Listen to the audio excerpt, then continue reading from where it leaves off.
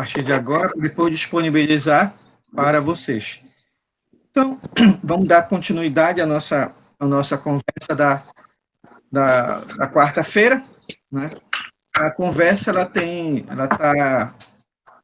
ela gira em torno de pensar a Amazônia como sendo fronteira, né? Fronteira, né? Veja, aí eu vou tentar recuperar os pontos da reflexão do José de Sousa Martins, né? A reflexão do José de Sousa Martins, ela é importante para entender a fronteira, porque o Martins, ele vai ser um dos primeiros intelectuais pesquisadores do Centro-Sul que vem para a Amazônia pesquisar a Amazônia. Ele vem pesquisar a Amazônia. Ele vem quando está começando o processo, né? Ele retrata isso, tem um livro dele muito interessante, que é esse aqui, A Sociologia como Aventura, que todo estudante de graduação, todo estudante de mestrado, todo estudante de doutorado tinha que ler, porque é uma coletânea de entrevistas que o José Sousa Martins faz, e onde ele conta um pouco a trajetória, conta um pouco não, quer dizer, ele conta bastante da trajetória dele de pesquisador. Aí vocês vão perceber o quanto, para todo pesquisador sério, é difícil o caminho.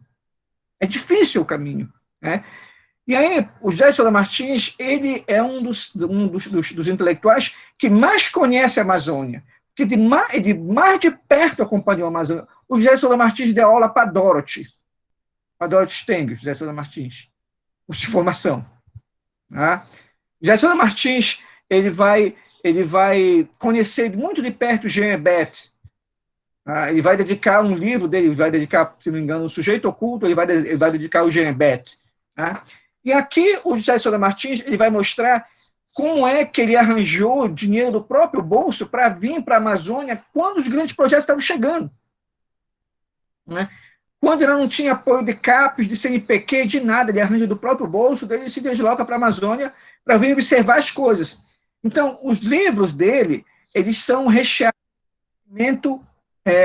de quem tem a terra debaixo da unha. Não é um pesquisador de gabinete. Tá? José de Sousa Martins é o pesquisador do Centro-Sul, todo mundo que o pesquisador da Amazônia tem que ler. Porque quando se lê José de Sousa Martins, tem a impressão de que está lendo alguém, um paraense, está lendo um amazonense, porque de tanta familiaridade que ele tem com o processo. Né? De tanta familiaridade que ele tem com o processo. Deixa eu encostar aqui a janela que começou a barulheira. Então, portanto, a familiaridade que ele tem com o processo. Tá? E aí, então, esse texto dele, vocês perceberam o texto dele, o título do texto dele, o título do texto do José Sousa Martins, O Tempo da Fronteira. Retorno à controvérsia sobre o tempo histórico da Frente de Expansão e o da Frente Pioneira. Né? Então, a partir do título mesmo, ele vai logo dar uma pista para a gente, dizendo mais ou menos o seguinte: olha, nós estamos diante de processos heterogêneos. Processos heterogêneos, mas combinados. Mas a combinação é contraditória. Não é uma combinação no sentido de harmonia, não é uma combinação no sentido de complementariedade. É no sentido de contradição. No sentido de contradição. Né? No sentido de contradição. Com isso, ele está se filiando a uma interpretação histórica que parte da ideia de formação socioeconômica, né? Que é uma tradição que começa a se delinear a partir do momento, a partir de 1930, por aí assim, quando são publicados textos inéditos do Marx sobre formações econômicas pré-capitalistas. Que até então havia uma certa rigidez na interpretação da história. E essa rigidez era por conta de que a interpretação histórica oficial era a interpretação dada pelo Partido Comunista, não só o Partido Comunista Russo, mas as suas sucursais, né? As suas sucursais, né? Então, o Henri Lefebvre é um dos pensadores que vai discordar dessa leitura oficial e vai traçar seu próprio caminho. O Sartre também, né? O Lefebvre e o Sartre eram filiados ao Partido Comunista. Os dois eram, né? Mas depois descaminharam, fizeram as críticas, né?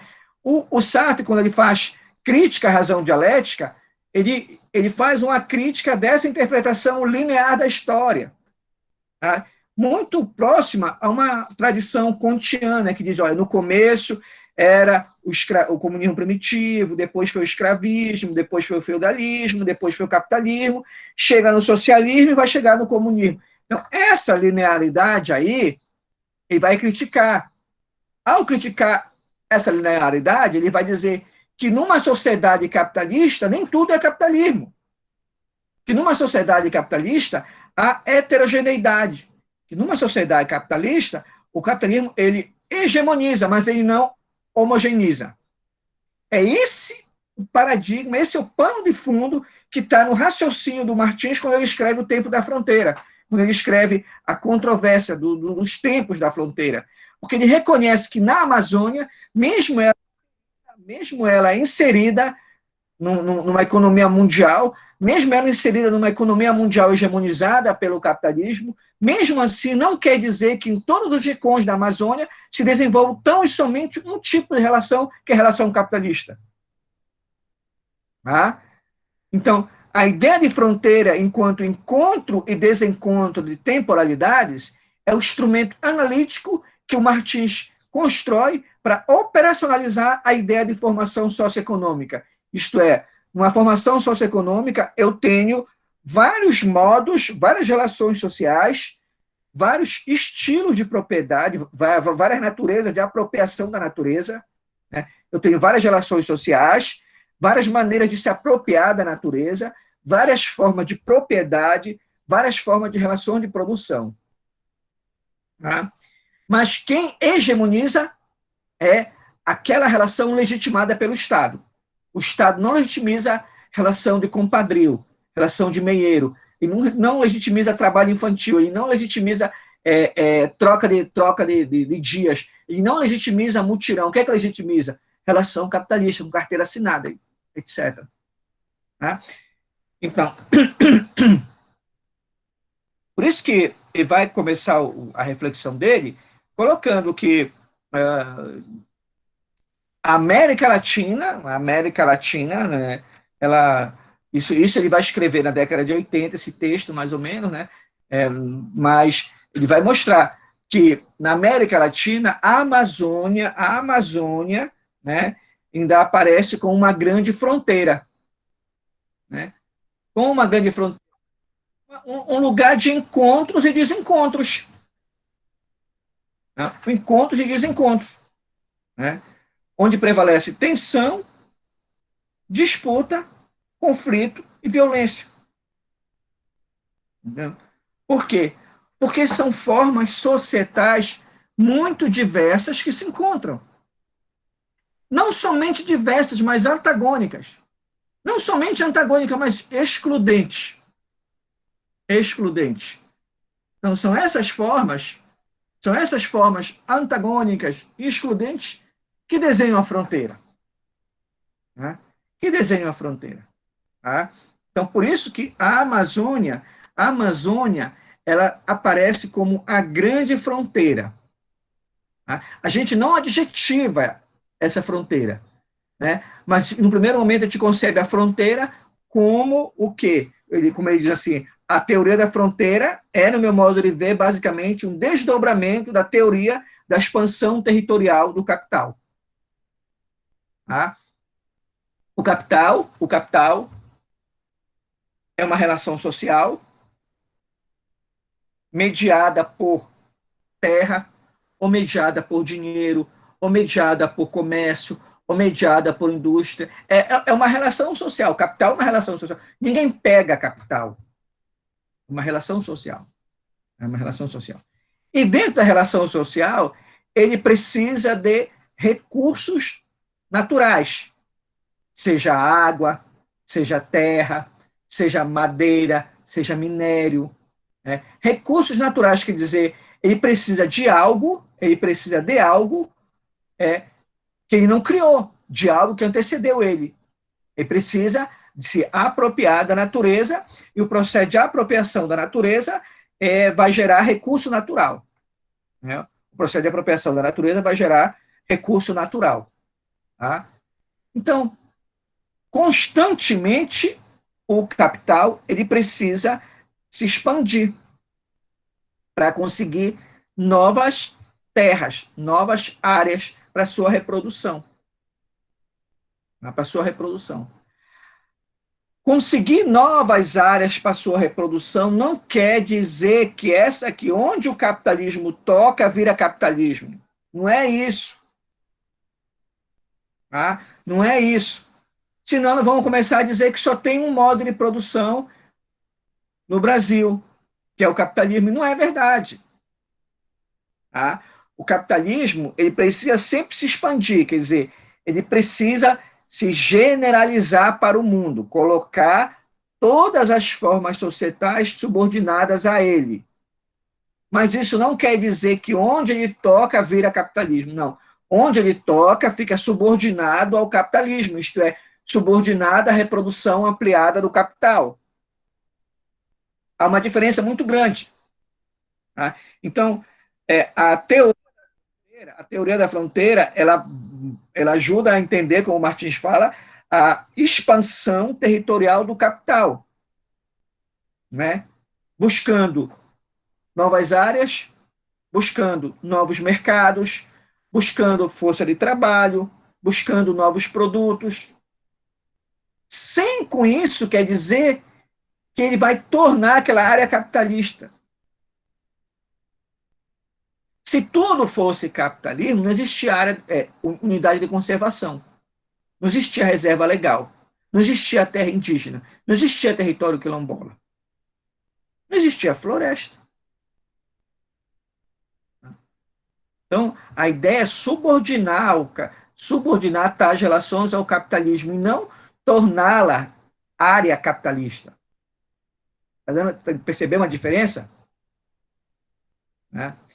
Isso o Martins deixa muito claro num livro chamado Cativeiro da Terra.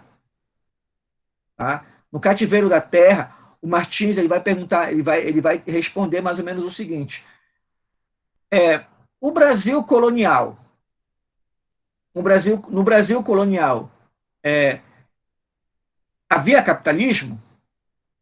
Aí ele vai dizer, havia. Ainda que as relações sociais de produção que predominassem não fossem capitalistas. Tá?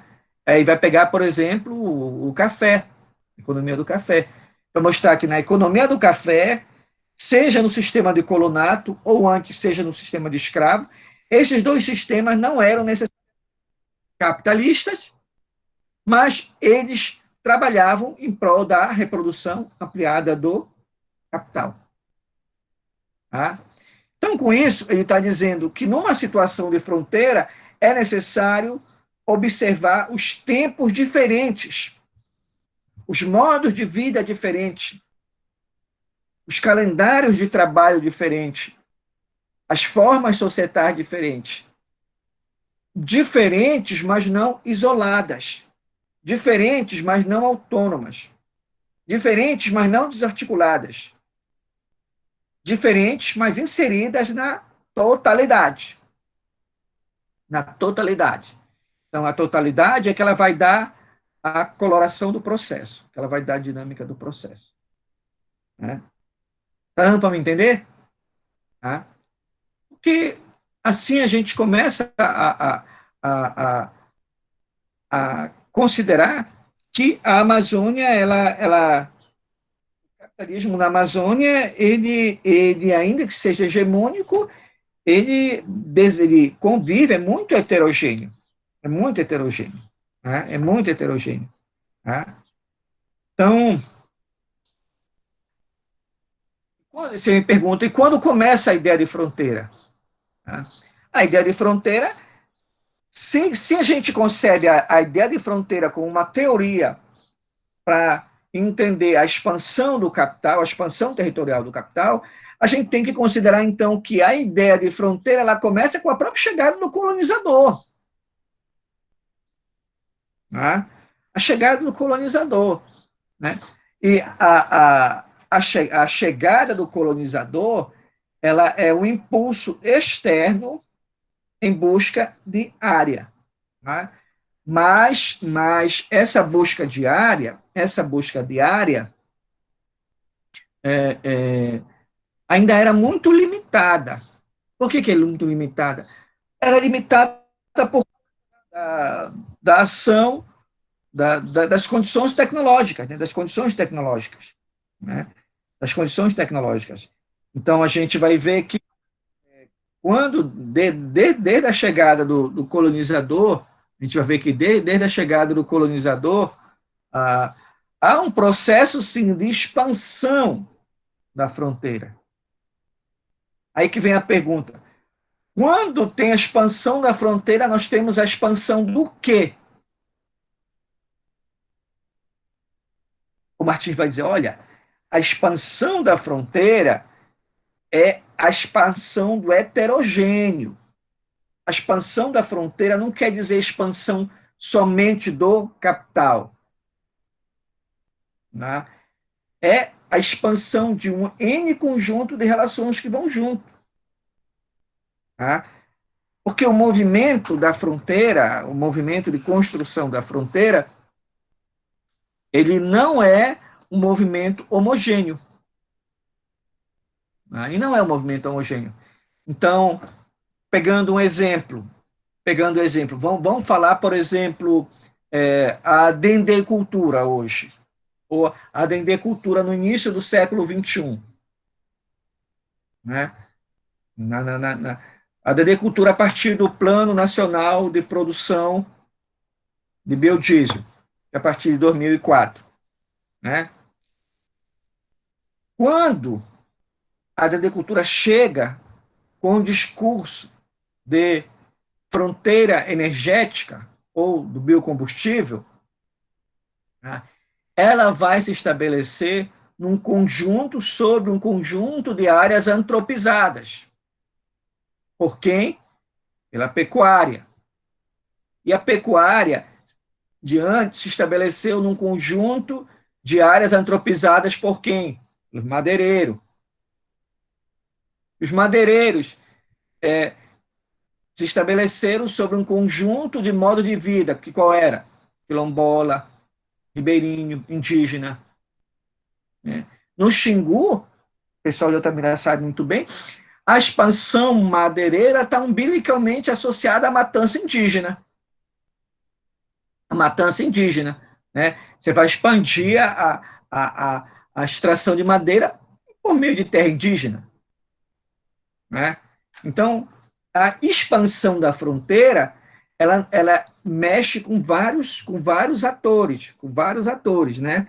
Então, por isso que, ainda que a fronteira ela seja uma teoria para explicar a expansão territorial do capitalismo, né? A construção da fronteira é algo secular,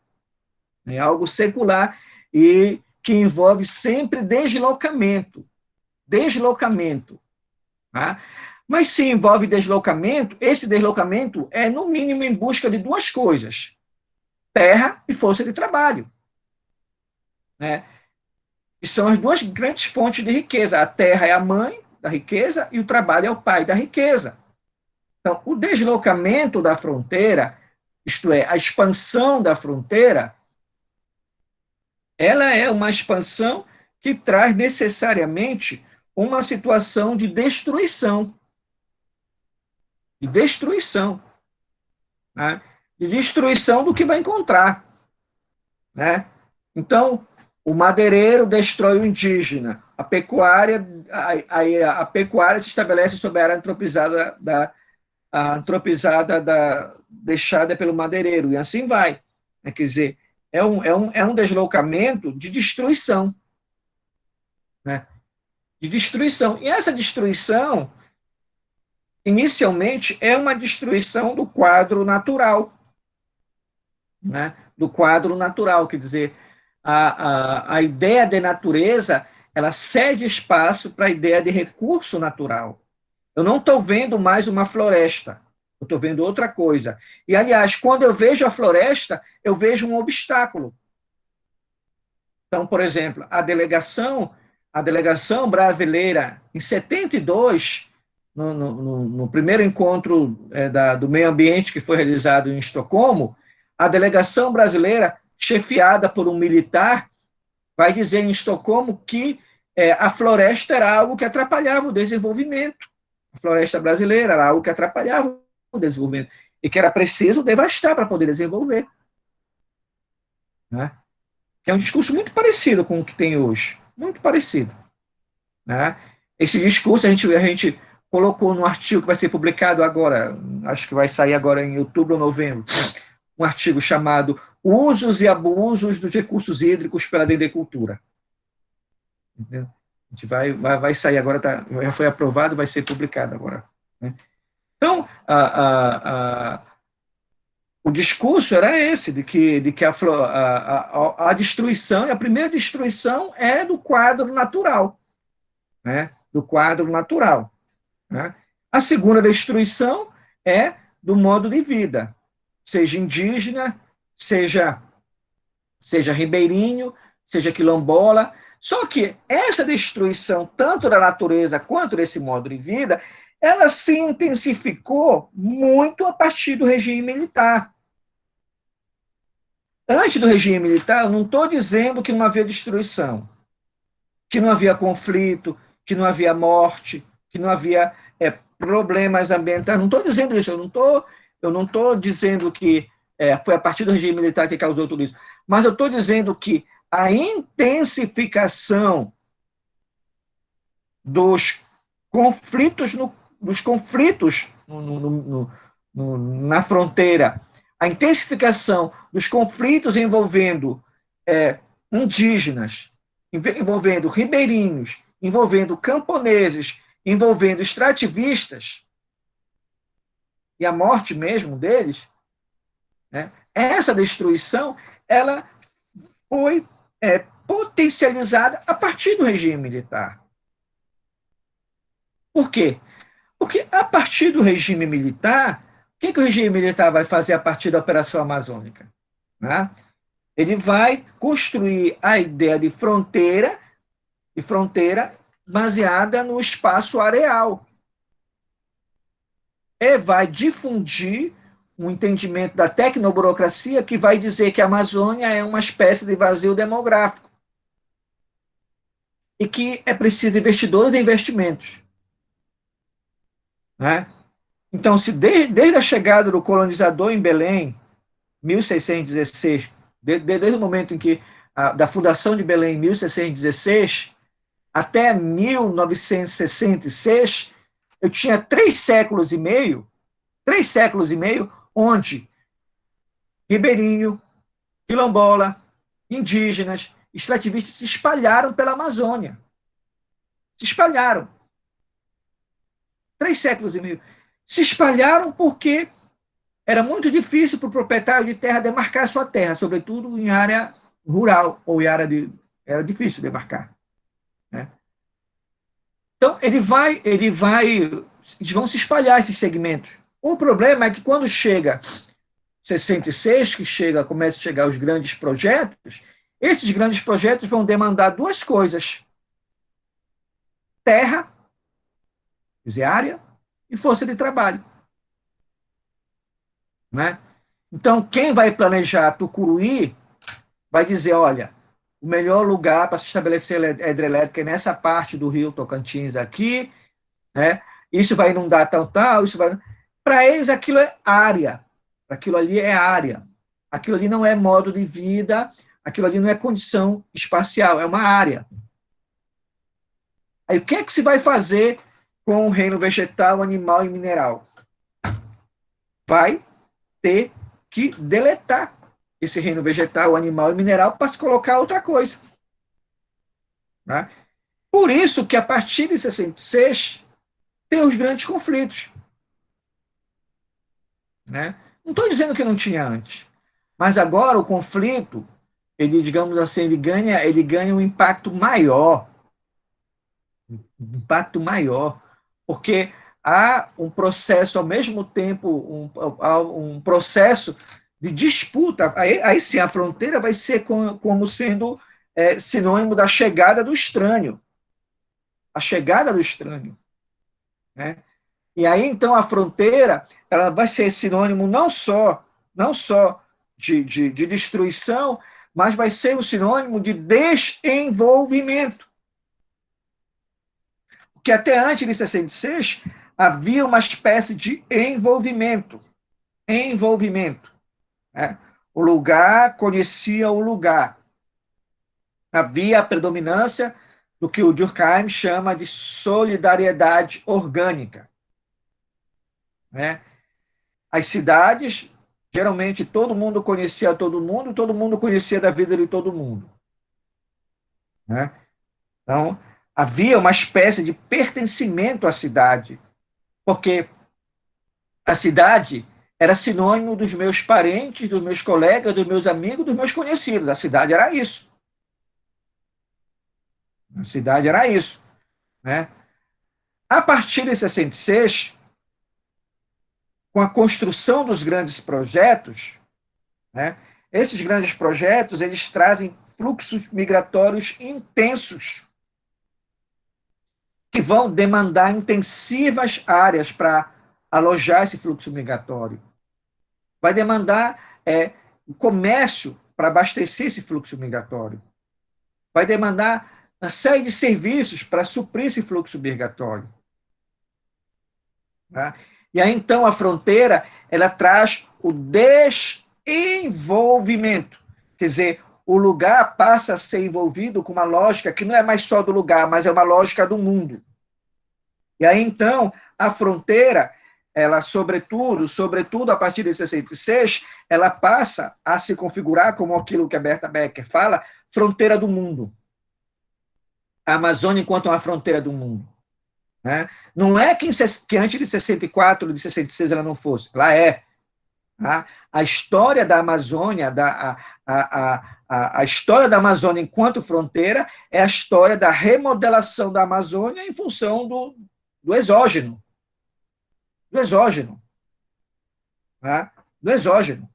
Pode pegar os grandes períodos de construção da formação territorial da Amazônia, são períodos que se deram em função de ajustes espaciais decorrentes de pressões externas.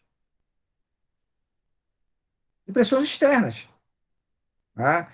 Seja o Tratado de Tordesilhas, seja o Diretório, seja a União Ibérica, seja o Diretório Pombalino, seja a economia da borracha, né? Seja os grandes projetos. É tudo vetor externo que pressiona para que haja o ajustamento da formação territorial da Amazônia. Né? Aí você pode dizer, mas no Brasil também foi isso. Não. A, o território brasileiro, né, ele se moldou, sim, ao mercado externo como um todo. Só que da Amazônia foi mais. Por que foi mais? Porque historicamente, né, o foco era o Centro-Sul. Né? Quando o colonizador chega e estabelece as expedições colonizadoras, quando estabelece as capitanias e o governo, quando Martim Afonso de Souza, 1530, estabelece as capitanias e depois o governo geral, né? Falar em Brasil era falar do Estado do Brasil. Né? Quando é que se vai prestar atenção na Amazônia? é quase um século e meio depois. Depois que houve a expulsão dos franceses do Maranhão. Ou mesmo antes, a expulsão dos holandeses de Pernambuco também. Então havia muito medo de perder essa parte. Por que havia medo de perder essa parte? Porque essa parte nunca foi objeto de atenção. Né? Nunca foi objeto de atenção. Por isso que grande parte se deixou às ordens religiosas a garantia de manutenção da presença territorial colonial. As ordens religiosas, as ordens jesuíticas, era como se fossem agentes da coroa na Amazônia. Agentes da coroa na Amazônia. Então, elas vão conectar a Amazônia diretamente com a Europa. Né? A companhia de comércio, depois de criação do lado do Francisco Mendonça, da época de Pombal, vai conectar a Amazônia direto com a Europa.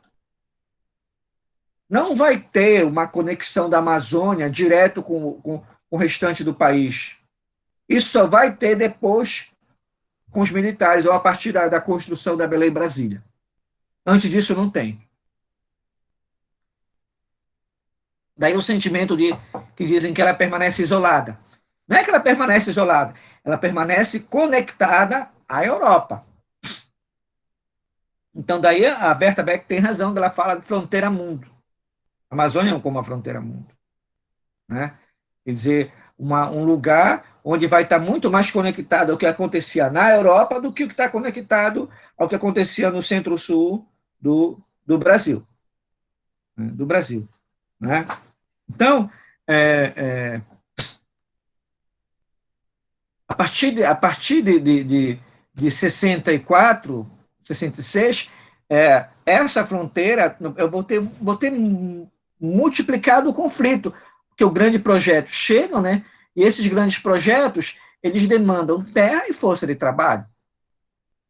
Tá? E aí, então, a fronteira, ela vai se mostrar como sendo a chegada do estranho. Né? Qual é o estranho?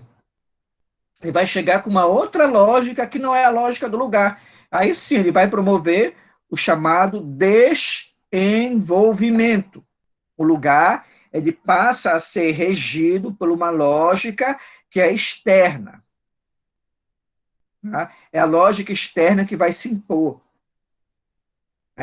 Porque é a lógica externa que vai comandar a formação dos grandes projetos. É a lógica externa que vai comandar a formação da ideia de fronteira agrícola, a prospecção mineral, a prospecção hidrelétrica, a formação de company e tal. É um mecanismo externo. Né? Por isso, gera o chamado desenvolvimento, quer dizer, o lugar, a lógica do lugar deixa de ser explicada predominantemente pelo interno, pelo que acontece no Pará, ou pelo que acontece no Brasil. A lógica passa a ser explicada pelo que acontece no mundo. Porque sem entender a crise energética, a crise do petróleo de 73, a gente não ia entender como é que chegou a grandes projetos aqui. Tá? Então, as determinações, elas são exógenas, elas são exógenas, quer dizer, elas são oriundas de mecanismos que envolvem a chamada divisão internacional do trabalho. Por isso que é fronteira mundo. Né? Então, por isso que essa chegada do encontro, aí, a chegada do estranho, ela promove o conflito. Né? O conflito, ela promove a alteridade. Eu não estou dizendo que antes não havia conflito. Havia conflito. Né? A história da produção do espaço na Amazônia é a história do conflito. Né? Mesmo porque o espaço ele é objeto de disputa. Os chamados indígenas disputavam o espaço, as missões disputavam espaço, os colonos disputavam espaço. Nunca houve, na história da Amazônia, um momento onde fosse o paraíso perdido. Olha, eles viviam em harmonia com a natureza, eles só tiravam o que precisavam, olha, eles não eram oprimidos, ora, eles não...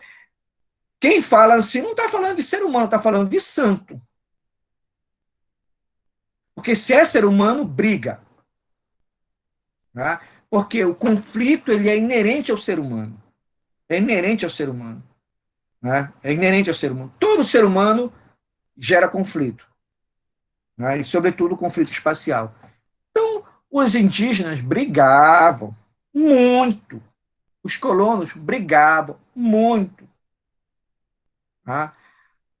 A única diferença, a única não, nem isso, porque eu já ia falar besteira, eu já ia dizer que a única diferença é que não devastavam. Ora, praticamente a Mata Atlântica ela foi deletada do século XVI até metade do século XX, praticamente se deletou a Mata Atlântica. Né? Então, não posso nem dizer que foi a partir do último quartel do século XX que se destruiu mais. Não. Tá? O colonizador, quando ele se estabelece no litoral, a primeira coisa que ele faz é obter madeira. Obter madeira. Então, nessa obtenção de madeira, ele vai deletando a Mata Atlântica que pegava praticamente todo o litoral brasileiro, porque é no litoral que ele vai se estabelecer. Né? Só que no caso da Amazônia, né, o avanço, né, porque no litoral, o que é que ele fez? Ele tirou a Mata Atlântica para colocar inicialmente cana-de-açúcar, engenho, pecuária, ele vai avançando, né? Ele vai avançando, né? Ele vai avançando sobre a Mata Atlântica, sobre as serras, assim vai. No caso da Amazônia, esse potencial de destruição da natureza, ele vai, sem dúvida alguma, começar a partir da construção da Belém-Brasília. Da Belém-Brasília, na década de 50, e depois com a chegada dos grandes projetos do período militar. Aí, então, o avanço da pecuária, aí, então, o avanço da mineração, o avanço da hidrelétrica, o avanço das estradas, o avanço dos povoados, isso tudo vai promover grande impacto no que se refere na floresta. Na floresta. Né? Na floresta. Né? Então, a gente vai ter um desencontro, a chegada do outro vai ser, a chegada do estranho vai ser um encontro com o outro e um encontro de conflito. Né? Só que o conflito vai aumentar muito agora, porque a gente já está vivendo numa sociedade onde o espaço ele é uma raridade e onde o espaço é mercadoria. O espaço é mercadoria. Né? Então, a fronteira, a ideia de fronteira se torna o que o Martins chama o, a fronteira enquanto a descoberta do outro e da alteridade. Né? Então, a fronteira é o encontro com o outro. O problema é que esse encontro com o outro, quando o outro significa obstáculo, eu tenho que destruir esse outro. O conflito surge no momento em que o outro se apresenta para mim como sendo obstáculo à realização do meu propósito. Né? Por quê? Porque a fronteira, sendo um espaço de encontro e desencontro, né? Por que encontro e desencontro? Porque o estranho chega e traz uma lógica, que essa lógica vai praticamente implicar a anulação do modo de vida que tinha ali. A implantação de uma hidrelétrica, ela não ocorre em harmonia com o modo de vida local. A implantação de uma ferrovia, de uma rodovia, de um grande projeto agropecuário, não se dá em harmonia com o lugar. Por que não se dá em harmonia com o lugar? Porque esses projetos eles são construídos em cima de uma perspectiva areal. É uma área. Então eles vão ignorar totalmente o que tem ali. Aí vai ter conflito. Tá? Muito bem. Para entender o movimento da fronteira, para entender o movimento desigual e combinado da fronteira, para entender os tempos desiguais da fronteira, o Martins vai usar dois grandes construtos, que é a ideia de frente de expansão e frente pioneira. Né? Frente de expansão e frente pioneira. Né? São duas faces, na leitura do Martins, são duas faces da mesma moeda, para entender o movimento desigual e combinado de dois processos. Tá? De dois processos. Então, eu tenho um movimento de expansão da fronteira. Né? O que é o movimento de expansão? É movimento conduzido por aqueles segmentos sociais que não conseguiram viver na cidade, no urbano e no suburbano. Eles vão se expandir.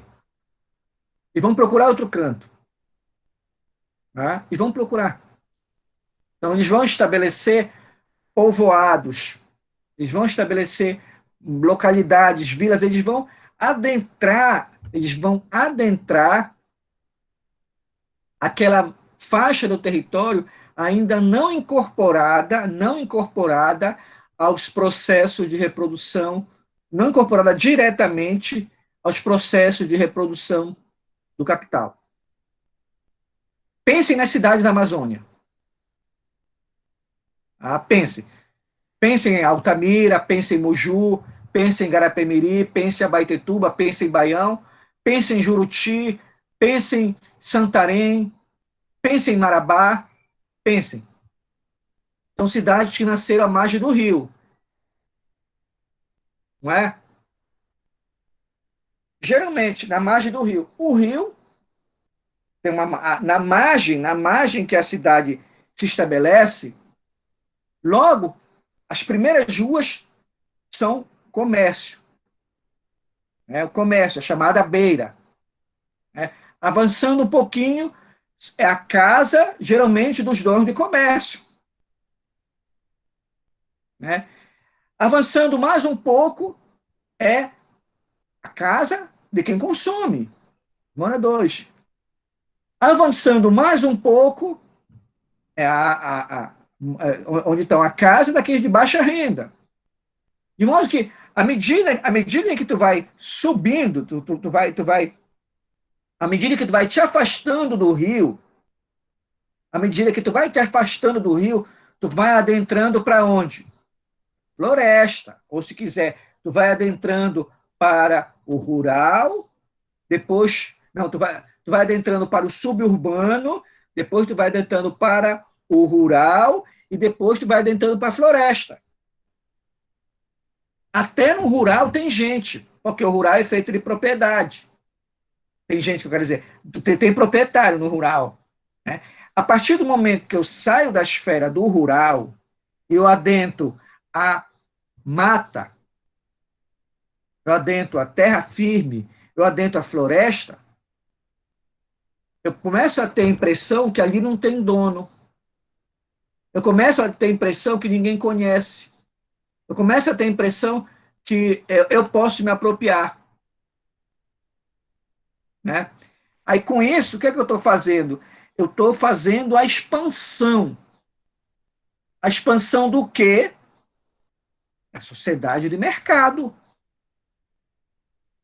Né? Por que a expansão da sociedade de mercado? Porque eu posso morar lá na floresta, né? Posso morar a tantos quilômetros distante da sede do município, né? Mas para eu viver, eu tenho que ir lá no município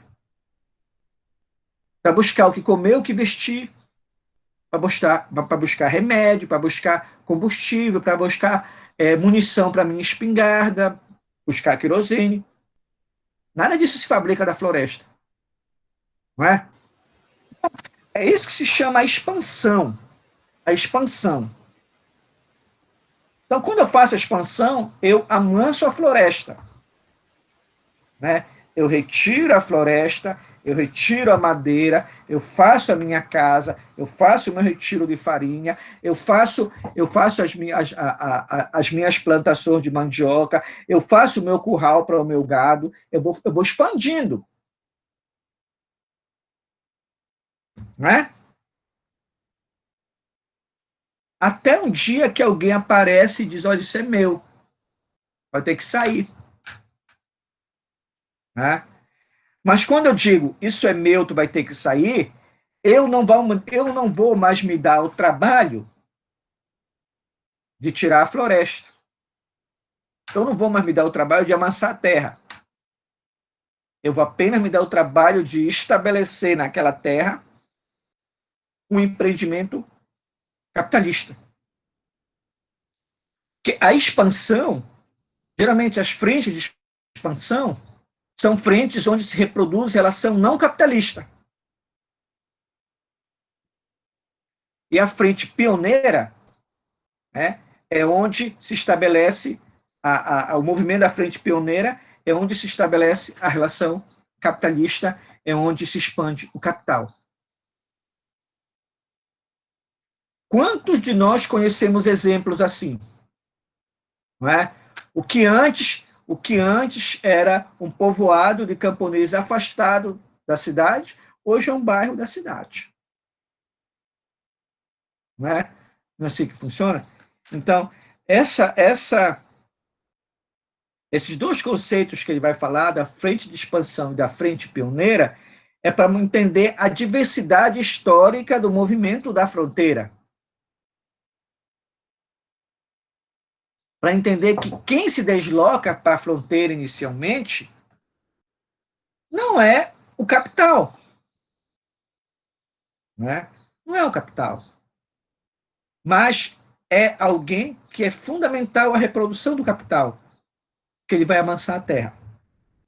Ele vai amansar a terra. Né? Então, quando tu faz a expansão, a frente de expansão, ela promove o que o Martin chama do avanço da sociedade nacional. Né? Da sociedade nacional. Avanço por onde? Avanço para onde? Avanço para a terra indígena. Porque antes tudo era terra indígena. Né? Então ela vai avançar para a terra indígena. Quem vai promover esse avanço? As pessoas que não têm terra. Geralmente é morador rural, pequeno agricultor, extrativista. Eles vão se expandir por onde não tem terra. Quer dizer, eles vão se expandir porque eles não têm terra. Tá? Então quem vai fazer a frente de expansão são aqueles agentes que não conseguiram morar nem próximo ao rio, nem afastado ao rio, nem na área suburbana, nem na área rural. Porque essas áreas, essas faixas de cidade, nelas a terra era mercadoria. E a única maneira de obter a terra é comprando. Então, ele vai procurar um lugar onde a terra não era mercadoria. Um lugar onde aparentemente a terra fosse abundante. Um lugar onde aparentemente a terra não fosse proprietário. Né?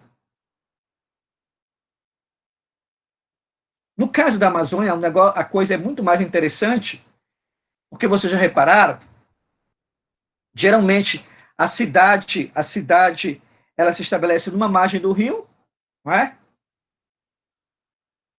E na outra margem do rio, onde não estabelece a cidade, se estabelece os ribeirinhos, a sociedade ribeirinha. Vocês já repararam?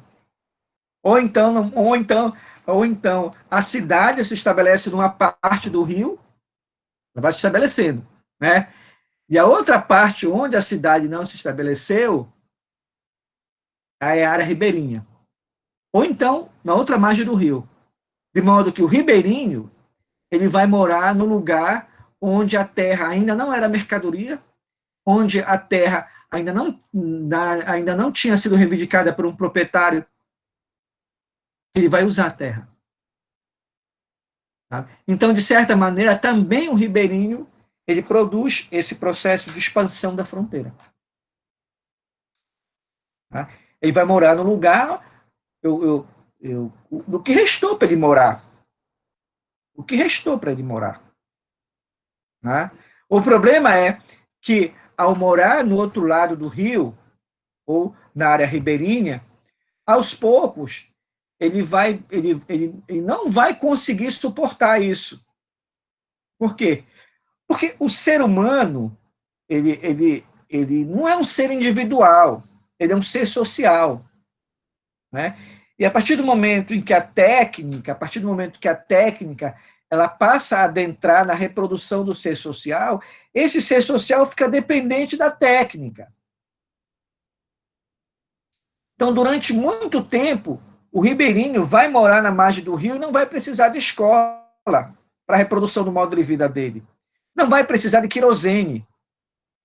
Não vai precisar de um inhama de 20 ou de 18. Não vai precisar de comida congelada. Ele não vai precisar de muitos artefatos técnicos. Mas a partir do momento que esses artefatos técnicos chegam no ribeirinho, a vida do ribeirinho passa a ficar umbilicalmente associada a esses artefatos técnicos. Aí não vai conseguir mais se pensar fora desses artefatos técnicos. Aí muitos vão migrar para a cidade, ou então a maioria vai migrar para a cidade, né? E hoje a gente assiste um processo inverso, digamos assim. Mas está dando para entender? Eu estou tentando exemplificar o que é essa frente de expansão. Né?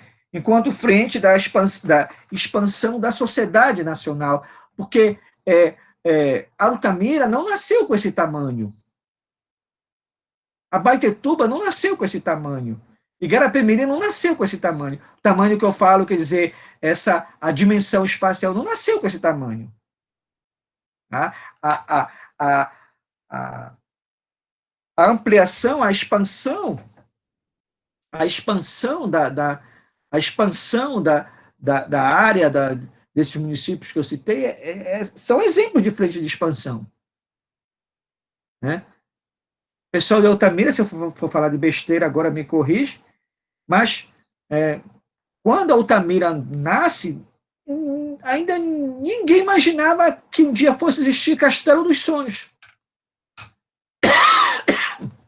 Ninguém imaginou, não é?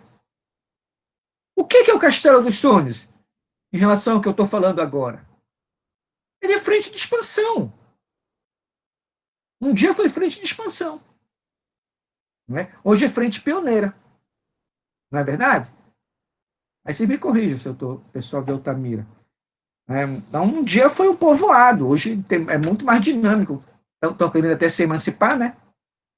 Virar município, né? Isso, e professor, falando sobre isso aí, Castelo do Sonho, muitas coisas mais organizado que Altamira. Pois é, mas Altamira nasceu primeiro, né? Pois é, se expandiu através de Altamira. Mas em determinadas coisas, é como se tivesse parado no tempo, em determinadas situações, e lá continuou a progredir. Isso, então, aí vocês percebem como o Castelo do Sonho está para nós como exemplo de frente de expansão? Inicialmente, depois se transforma em frente de pioneira. Quer dizer, houve alguém que foi lá e amansou a terra. Não é? Tirou a floresta, fez povoado, fez todo esse processo. Para depois chegar o pioneiro. O que é o pioneiro? É o capital. Com os bancos, com as instituições e assim por diante. Né? Outra vez que eu for em Altamira, eu vou lá no Castelo de Sonho. Porque tudo isso que eu falo de Castelo de Sonho para vocês é só de que eu já li, mas ainda não fui, eu não observei, não tirei uma foto ainda lá. Para a gente aqui de Altamira também, professor. É tão distante, para a gente aqui de Altamira também, é tão distante que a gente conhece só pela literatura. Pois é, né? Então, a frente de expansão, como o Martins fala, é a expansão da sociedade nacional, né? Outros falam, não, a frente de expansão é a própria expansão do capitalismo, né? Outro diz assim, não, é a própria expansão do modo de produção capitalista.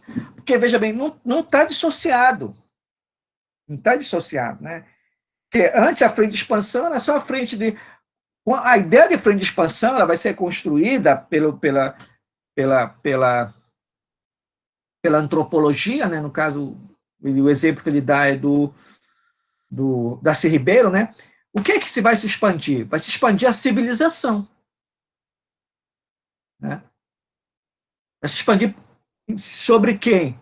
Sobre as sociedades indígenas, né? Por isso que a expansão da civilização sobre a sociedade indígena, né? E no caso, a frente pioneira, o que é? É a expansão do capitalismo como um todo, né? Só que o que acontece? Basicamente, a frente de expansão, sendo expansão do capitalismo, sendo expansão da reprodução do capital, ela praticamente incorporou a frente pioneira, né? Mas, independente do ritmo, é só para mostrar como é que é heterogênea a fronteira, né? Não dá para olhar não dá para olhar, digamos assim, o produtor rural, o agricultor familiar, e querer explicar o agricultor familiar pelo lugar dele. É essa a mensagem que o Martins tenta passar com a ideia de fronteira. O que predomina para a compreensão da fronteira é a ideia de totalidade. A dinâmica deve ser inserida na totalidade dos processos, né? Isso quer dizer que o lugar não explica o lugar, né? Isso quer dizer que, aí recupera um pouco a ideia da fronteira mundo da Berta Beck, para dizer assim, a compreensão da fronteira, da Amazônia enquanto fronteira, deve considerar a compreensão da dinâmica, né? Da dinâmica global, e junto com a dinâmica global, o rebatimento dessa dinâmica global no território, né? No território, né? Então, por isso que a fronteira ela vai ter movimentos diferentes, no caso da frente de expansão e da frente pioneira, né? Da frente pioneira, né? E aí, então, começa a se desenhar o que se chama de produção desigual do espaço, né? Produção desigual do espaço, onde tu vai ter, no lugar em que se estabelecem os grandes projetos vão estar convivendo, por exemplo, com indígenas, convivendo, quer dizer, uma maneira de falar, mas eles vão encontrar indígenas, camponeses, extrativistas, aí vai ter o conflito, né? Por isso que a palavra que define a fronteira é o conflito. É o conflito. Né? É o conflito. Uma coisa que a gente tem que ressaltar, no encontro passado eu falava da Amazônia enquanto maravilhoso, né? Enquanto maravilhoso. A expansão da fronteira, né? O que motiva a expansão da fronteira é a ideia do maravilhoso, né? Que o Martins ele é muito inteligente, né, nesse aspecto aí. Ele vai ressaltar o seguinte, ele vai ressaltar assim, o que faz com que a Dona Maria e o seu João, que não tem nada na vida no seu corpo, o que faz com que eles migrem para a fronteira? Eles vão em busca da fronteira, por exemplo. Aí ele vai falar do messianismo, das profecias, né? das profecias, o quanto a ideia de profecia, o quanto a ideia de novo mundo, de nova Betel, de nova Jerusalém, de nova Canaã, quanto a ideia do novo, e do novo associado a um estilo profético bíblico, como é que esse profetismo bíblico ele impulsiona migrações, né? Nova Betel, Nova Canaã, Nova Jerusalém, o novo é um negócio. E isso não é só da Amazônia, não, tá entendendo? Você pega a colonização dos Estados Unidos, o que tem de novo, no nome de novo ali nos Estados Unidos, né? Tem muitos estados, muitas cidades que começam com novo. Não só nos Estados Unidos, no Sul também, né? É a lei do destino manifesto, né, professor, aplicada aí? Como é que é? A lei do destino manifesto? Sim. Quer dizer, eu estou cumprindo, minha sina cumprindo o meu destino, né? No Sul também, né? Nova Petrópolis, Novo Hamburgo, né? E assim vai. Quer dizer, o novo é como se eu estivesse realizando a profecia. Você não está vendo? Eu estou correto. Né? Então, há uma espécie de messianismo, um movimento messiânico na fronteira. Né? O messiânico quer dizer, eu vou procurar um lugar onde haja um lugar que seja sinônimo do paraíso na Terra. Né? Do paraíso na Terra. E aí, obviamente, que eu migrei, mas eu migrei impulsionado pela ideia do paraíso, e eu migrei também impulsionado porque no lugar onde eu estava predominava o mal. Né? Ou seja, predominava uma condição que não dava para eu viver. Né? É esse tipo de messianismo que que ele chama de milenarismo, que vai tá norteando a ideia de fronteira. Vai estar a ideia de fronteira. Né? E aí, provavelmente isso explica a proliferação de igrejas, de congregações, de ordens religiosas e assim por diante. Né?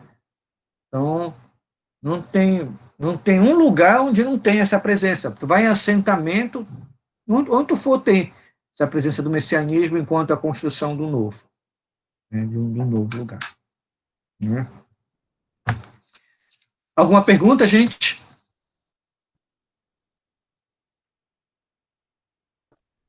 O que vocês acharam disso que eu falei?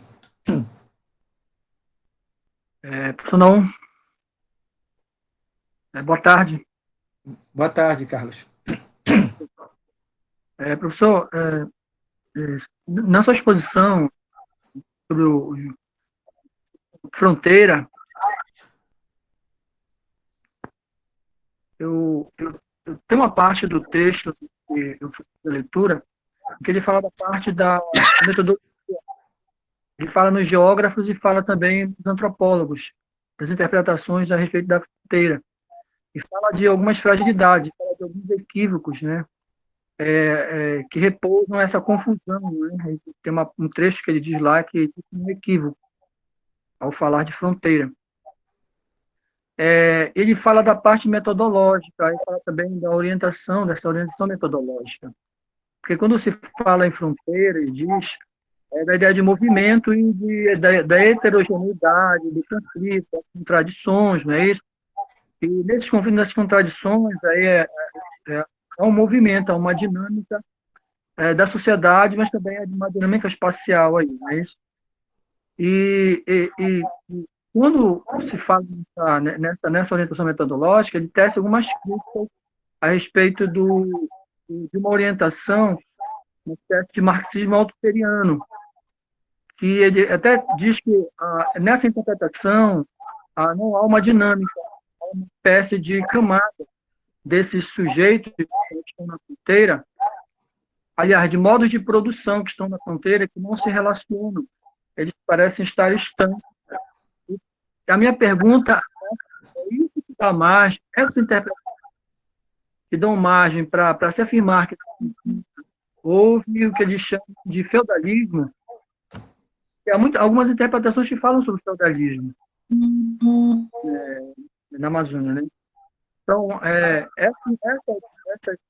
essa orientação teórico-metodológica leva a uma fragmentação e, portanto, leva a uma interpretação da Amazônia como se houvesse feudalismo, não houvesse, por exemplo, uma heterogeneidade, houvesse um modo de produção, e, como ele diz, relativamente autônomo, que se explica por si só e tudo mais, então vai tecendo críticas a esse respeito e afirmando a heterogeneidade, né, e a diversidade da fronteira.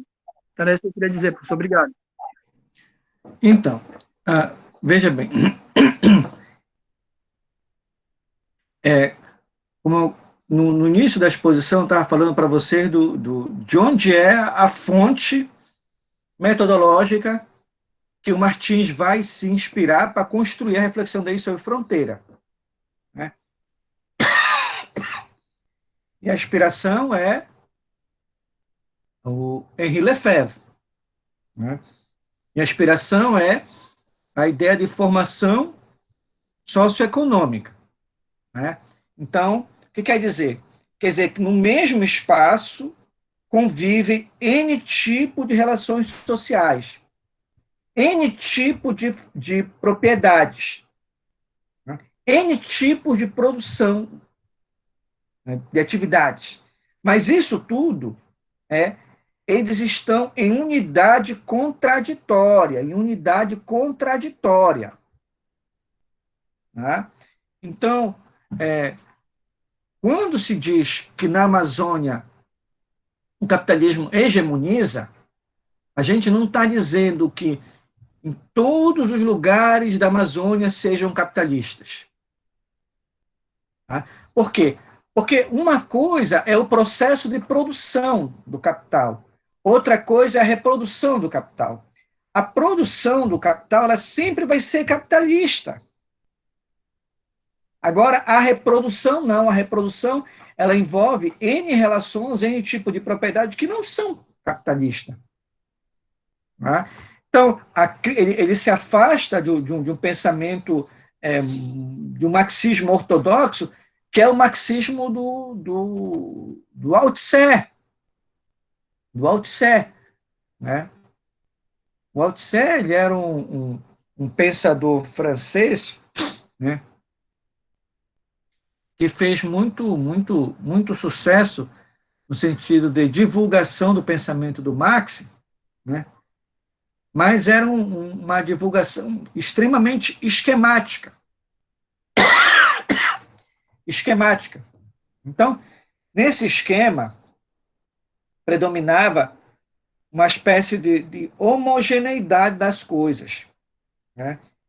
Então, uma homogeneidade e havia também um destino. Então, nessa interpretação, ela seguia muito o que o Marx coloca no prefácio para a crítica da economia política. Só que até no prefácio para a crítica da economia política, o Marx é prudente. Ele vai dizer, e assim identificamos em largos traços que a humanidade foi escravismo, quer dizer, comunismo primitivo, escravismo, feudalismo, capitalismo e socialismo. E no socialismo termina a pré-história da humanidade. Né? Quando o Partido Comunista Russo vê isso, ele começa a dizer que é uma receita. Então, que todas as sociedades chegarão no comunismo, passarão pelo socialismo, superarão o capitalismo, começa a ter essa coisa. Então, começa a confusão de que sociedade capitalista é a sociedade onde tudo nela é capitalismo, o que é um equívoco. Mas, por incrível que pareça, é um equívoco que fez raiz. Então, geralmente o pessoal não fala sociedade capitalista? Fala. Né? Mas esquece de dizer que sociedade capitalista é a sociedade onde o capitalismo hegemoniza, e não a sociedade onde tudo nela é capitalismo. Não é. E é por conta dessa interpretação, por exemplo, que um dia se acreditou que o Brasil era feudalista, que o período capitanias hereditárias, governo geral. Esse período era feudalismo. Não tem procedência. Né? Sobre isso, volto a dizer para vocês, se puder, ler lá o Cativeiro da Terra, do José Souza Martins, que ele vai mostrar muito bem esse debate e mostrar que uma coisa é o processo de produção, outra coisa é o processo de reprodução. Né? O processo de produção é capitalista, o processo de reprodução é o conjunto de relações onde o capitalismo está inserido e que não são relações capitalistas, necessariamente. Professor, uma pergunta aí. No começo da apresentação, você também falou sobre aquela questão, nem tudo que o capitalismo toca vira capitalismo, né? E aí, por diante, a gente vê a interpretação relacionada ao Brasil. O Brasil hoje é um país que está no mercado como capitalista, produz para o mundo inteiro, né? Vende muitos insumos aí pelas commodities. Mas as ações internas do Brasil, enquanto governo, ele é uma ação praticamente socialista. Então, o Brasil se enquadra em qual situação, né? No capitalismo? Eu não entendi essa tua última parte de socialismo, como é que é? Por exemplo, tudo que demanda do governo do Brasil é uma demanda social. Por exemplo, o INSS, a educação, a saúde, são ações que interpretam socialistas. Então, o Brasil é capitalista ou então ele só age conforme o capital manda? Primeiro, as ações as políticas do governo são políticas sociais e não socialistas, né? Mas são políticas sociais. Então, são políticas necessárias à reprodução da própria sociedade, imprescindíveis à reprodução da própria sociedade. Né? O Estado brasileiro, ele é o Estado que garante a reprodução da sociedade. E para ver a reprodução da sociedade, ele ajuda na reprodução das relações capitalistas e das relações que não são capitalistas. Né? Necessariamente que não são capitalistas. Mas, ao trabalhar o Estado, ao trabalhar para a reprodução da sociedade, ele trabalha necessariamente para a reprodução do capital, porque a sociedade é a sociedade hegemonizada pelo capitalismo. Então, quando ele faz um auxílio, por exemplo, emergencial aí, ele não está distribuindo dinheiro. Né? Ele está promovendo consumidores. Ele está promovendo consumidores, ele não está distribuindo dinheiro. Está entendendo? Ele não está distribuindo dinheiro. Né? Ele está fazendo uma espécie de entendimento de que o que adianta a indústria produzir se não tem consumidores? Tá? Agora, por conta disso, não dá para dizer que a dinâmica econômica do país ela foi afetada totalmente que a dinâmica econômica do país é movimentada unicamente pelo auxílio emergencial. Né? Então, aquela explicação que diz que o preço do arroz subiu porque mais pessoas consumiram, isso é de uma ingenuidade, de uma infantilidade muito grande. O preço do arroz subiu porque o dólar está quase R$6.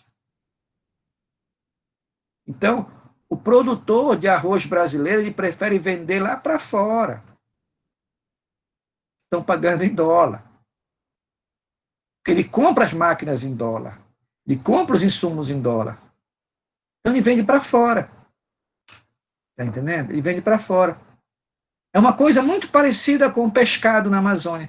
Vocês acham que o paraense não era para se alimentar predominantemente de peixe? Era. Né? Mas o peixe é tão ou mais caro do que a carne. Por quê? Porque a essência do pescado vai para fora, ser vendido em dólar. Né? Então, o Estado brasileiro ele é um Estado capitalista, não tenham dúvida. Ainda que... Por que é o Estado capitalista? Porque ele é o Estado que trabalha para a reprodução do capitalismo. Ainda que ele distribua ações como essas aí.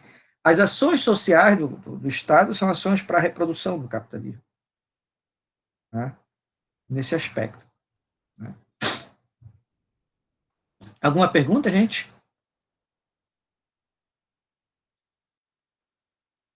Professor, eu tenho uma pergunta.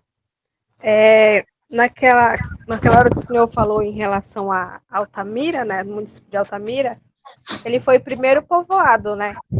Aí, por que o Castelo dos Sonhos ele é mais desenvolvido, né, no caso? Se primeiro foi povoado Altamira, que é uma comunidade próxima, né, o Castelo dos Sonhos.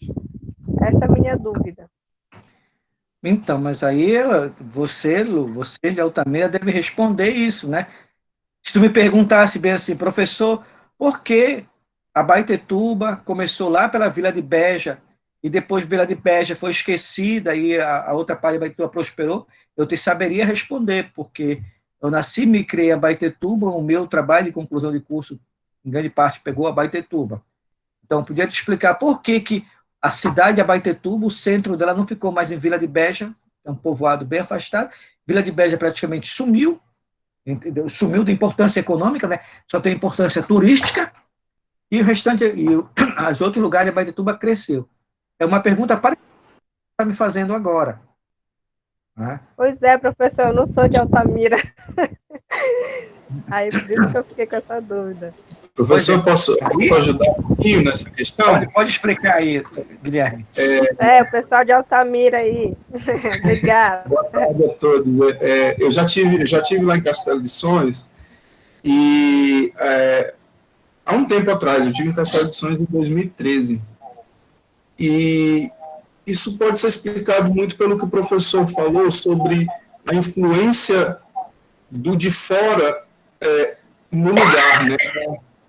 No espaço. Castelo de Sonhos sofre uma influência muito grande do agronegócio do Mato Grosso, né?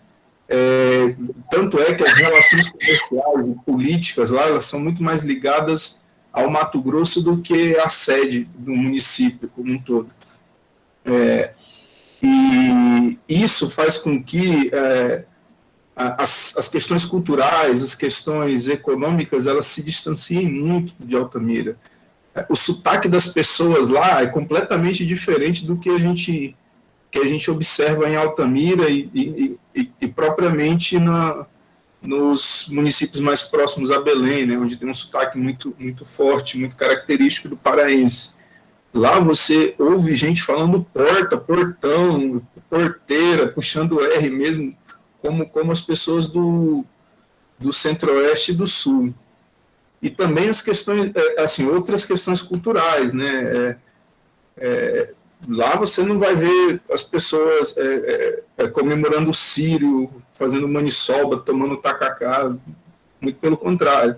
Então, a influência do de fora, a influência de outra cultura e de outras questões comerciais e econômicas muito ligadas ao agronegócio, à soja, à própria pecuária, muito forte lá em Castelo. Né? Então, é mais ou menos isso que acontece dessa relação entre Altamira e Castelo de Sonhos. Olha, isso que o Guilherme falou, né? Isso que o Guilherme falou é um negócio, uma coisa muito interessante, porque mostra o quanto a definição da fronteira, a compreensão da fronteira, passa pelo entendimento da totalidade. Quer dizer, só vai entender o que acontece em Castelo do Sonho considerando o que acontece em Mato Grosso, considerando o que acontece nos outros lugares. Entendeu? Isso é importante para a nossa reflexão. Isso, professor, é muito marcante para quem vai de carro para lá. Na época, a gente já percebia, agora eu acredito que esteja muito mais marcante. A estrada, a quantidade de carretas carregadas que passam é muito grande. E assim, a economia de lugares como Castelo de Sonhos, Novo Progresso, Moraes de Almeida, Trairão, ela gira em torno dessa movimentação de veículos que transportam essas commodities até o Porto de Santarém. Isso é muito marcante, isso é algo que influencia fortemente na cultura, na economia, na formação desses lugares na BR-163. Perfeito. Então, aí o que a gente pensou hoje? A gente mostrou como é que a ideia de fronteira ela ajuda a compreender a expansão. Quer falar, querida? Tô tentando falar um tempo, meu áudio não estava saindo, eu acho. Mas diga. É assim, rapidinho. Na verdade, eu tenho duas perguntas. A primeira, eu queria entender um pouquinho melhor sobre o que o senhor falou sobre a fronteira, o encontro com o outro. E a segunda pergunta é, assim, que o senhor falou também que o movimento da fronteira é desigual e combinado. Esse movimento desigual e combinado se refere só à questão dos grandes projetos? Ou, por exemplo, eu posso colocar como exemplo o interior, do interior lá de Abaeté, que tem casas, por exemplo, que tem toda uma estrutura, tem antena, tem telefone rural, e bem do lado tem aquelas casas que não tem absolutamente nada. Mal tem um motor gerador, ainda funciona com azeite, né, que eles chamam. Eu posso só me direcionar esse movimento desigual da fronteira só no que se refere a grandes projetos, ou eu posso fazer também essa comparação daquelas pessoas que têm muitos posses, vamos dizer assim, e aquelas que não têm? Perfeito. A fronteira, ela é um encontro com o outro. É um encontro com... A fronteira nasce a partir da invenção do outro. Né? Então, antes do colonizador, eu tinha uma série de tribos. Né?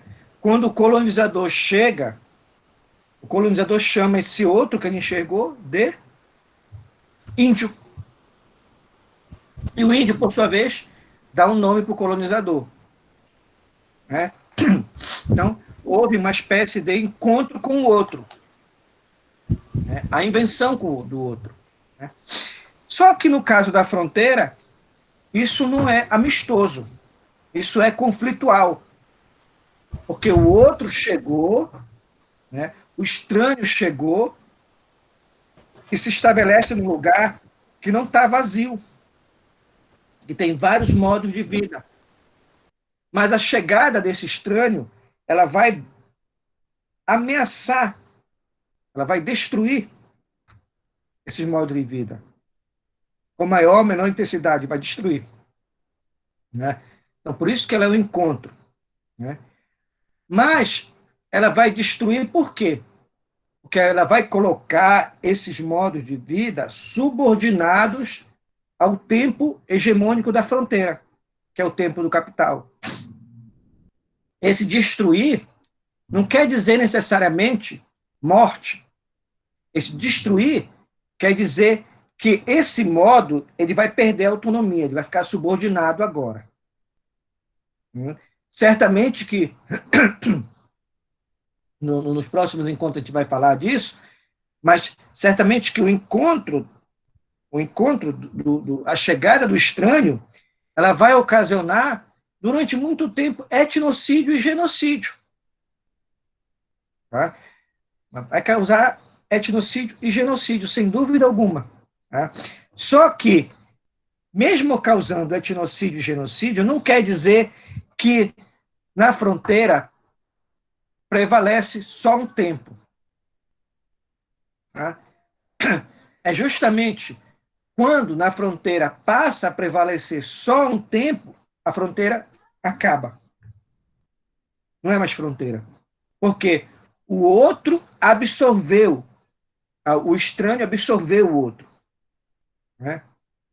Então, eu pego Belém. Em 1616, quando foi fundado o forte quando foi fundado as primeiras fortificações que deram origem à cidade de Belém, ao redor dessas fortificações havia indígenas de tudo quanto é tribo. Tá? Então, era necessário fazer a expansão da frente colonial sobre esses indígenas. Aí houve encontro e desencontro. Houve etnocídio, genocídio, houve morte, tudo. Né? De modo que hoje, em 2020, na área de Belém, não tem mais esse encontro. Por quê? Porque tu não vai dizer que Belém é fronteira agora. Belém não é mais fronteira. Belém é uma cidade. A fronteira é o encontro com o outro. Né? Então, o que passa a ser fronteira? Passa a fronteira enquanto a área de expansão. Né?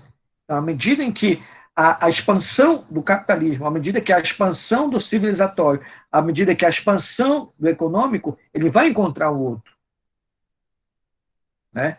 Então, quando Belo Monte vai se implantar, vai ser uma situação de fronteira. Por quê? Porque Belo Monte vai encontrar o outro. Quem é o outro? É o indígena. Quem é o outro? É o ribeirinho. Quem é o outro? É o caboclo. Ela vai encontrar. Né? E aí, aos poucos, ela vai absorver esse outro, trazendo esse outro para a lógica de Belo Monte. Como ela vai fazer? Incluindo esse outro na lógica mercantil. Quando foi que você já viu um índio com cartão de crédito? E vai ter agora. Índio dependendo de dinheiro para viver? Vai ter agora. Índio alcoólatra. Índio viciado em maconha, em cocaína? Vai ter agora. Quer dizer, eu começo a absorver. Então, quando o outro é absorvido, acabou a situação de fronteira. Fronteira, o que define a fronteira é o encontro, é o conflito, é a tensão entre duas partes. Quando uma parte for engolida, não tem mais fronteira. Né? Então, na Amazônia, é o lugar da fronteira. Por quê? Porque é o lugar da alteridade. Os grandes projetos chegam e encontram o indígena, encontram o camponês, encontram o quilombola, encontram o ribeirinho, encontram o extrativista. E vão brigar. É isso que conceitua a fronteira contra fronteira. Né? Entendeu? Então, é um conceito para analisar a expansão do capital a nível macro. Professor Naum? Então, esse tempo da fronteira, que é o título do artigo, seria esse tempo onde está contido esses outros tempos diversos, né? Ou não? Exatamente. É um tempo caleidoscópico. Está entendendo? É um tempo pluridimensional. Obrigada. O tempo da fronteira não é o tempo do capital, não é o tempo do camponês, não é o tempo do ribeirinho, não é o tempo do indígena, mas o tempo da fronteira é a propriedade emergente de todos esses tempos. Né? Senão eu vou começar a dizer que o tempo da fronteira é o tempo do capital, mas vem cá, é só o tempo do capital que prevalece na fronteira? Quer dizer que tudo é capitalismo? Não, na fronteira o que prevalece é o tempo indígena. Tá, então quer dizer que na fronteira só tem um modo de vida indígena? Ah, é camponês, então quer dizer que só tem o camponês? Então, o tempo da fronteira é um tempo que não é nem o tempo do capital, nem o tempo do indígena, nem o tempo do ribeirinho, nem o tempo do quilombola, é uma espécie de propriedade emergente, porque considera tudo isso, porque a fronteira, ela tenta entender o que eu tentei falar para o Benita, que é o desenvolvimento desigual e combinado. Desigual e combinado. Né? São vários tempos convivendo no mesmo espaço. Entendendo? No mesmo lugar, tu vai ter, por exemplo, tu vai ter áreas que pegam internet e áreas que não pegam internet. Tu vai ter. Né? Eu gosto de citar o exemplo, Ana Cláudia, da vez que a gente foi para Marboja, no Moju. Na estrada do Moju não pega nem sinal de celular e nem de internet. Né? Mas quando tu chega no portal da Marboja, que é no meio rural, já pega celular e internet.